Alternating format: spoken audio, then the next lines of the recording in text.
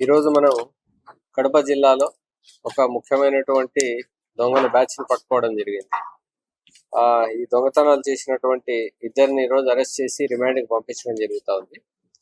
వీళ్ళిద్దరి దగ్గర దాదాపు 1/2 కిలో బంగారు, అదేవిధంగా 10 కిలోల వరకు వెండిని రికవరీ చేయడం జరిగింది. మన జిల్లాలో 13 అఫెన్సుల్లో వీళ్ళు పాల్గొన్నారు. 13 దొంగతనాల్లో పాల్గొన్నాడు. బద్వేలు, మైదుకూరు, బి కోడూరు, కలశపాడు ఇలాంటి ప్లేసెస్ లో వీళ్ళు 13 అఫెన్సులు చేశారు. బంగారు నగల దుకాణాన్ని కూడా వీళ్ళు కొల్లగొట్టారు గత సంవత్సరం. దాంట్లో దాదాపుగా 9 కిలోల వెండిని, 200 గ్రాముల బంగారుని వీళ్ళు కొల్లగొట్టడం జరిగింది. వీళ్ళిద్దరి గురించిన వివరాలను మనం పరిశీలిస్తే, గుమ్మళ్ళ వెంకట సుబ్బయ్య అనే అతను అట్లూరు మండలం చలంగారిపల్లి గ్రామం, నూతి వెంకట సుబ్బయ్య అనే అతను బద్వేలు టౌన్ గౌరీశంకర్ నగర్. వీళ్ళిద్దరూ కూడా అఫెన్సెస్ చేస్తూ ఉంటారు.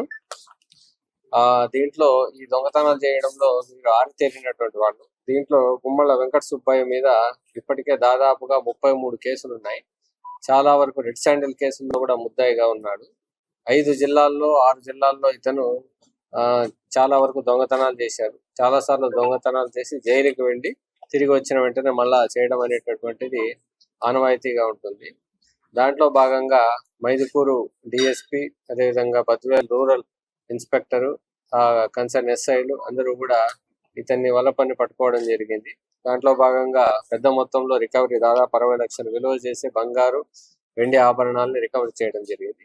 దాంతో పాటు ఇతని వద్ద ఒక SBBL వెపన్ ని కూడా రికవరీ చేయడం జరిగింది.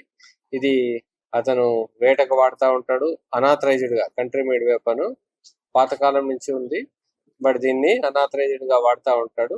దాంట్లో భాగంగా ఇతన్ని మనము సీజ్ చేయడం జరిగింది. 4 రెడ్ శాండల్ లాక్స్ కూడా ఇతని ఆధీనంలో రికవరీ చేయడం జరిగింది. ఒక బొలెరో వెహికల్లో బొలెరో వెహికల్ ని కూడా సీజ్ చేయడం జరిగింది. ఒక బైక్ ని కూడా మనము సీజ్ చేసాము. ఒక నాటు తుపాకీని కూడా సీజ్ చేసాము. ఈ రెడ్ శాండల్ లో కూడా ఇతను పేరు మోసినటువంటి ముద్దాయి. ఇతని మీద చాలా వరకు కేసులు ఉన్నాయి.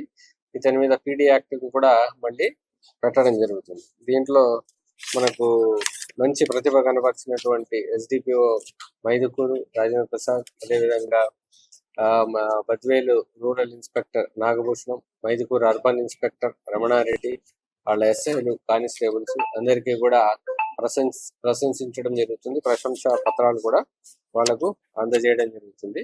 ఇవన్నీ కూడా మనము కొంత టెక్నాలజీని కూడా ఉపయోగించి, అదేవిధంగా లోకల్ ఇంటెలిజెన్స్ ను ఉపయోగించి వీళ్ళను ట్రాక్ చేసి పట్టుకోవడం జరిగింది.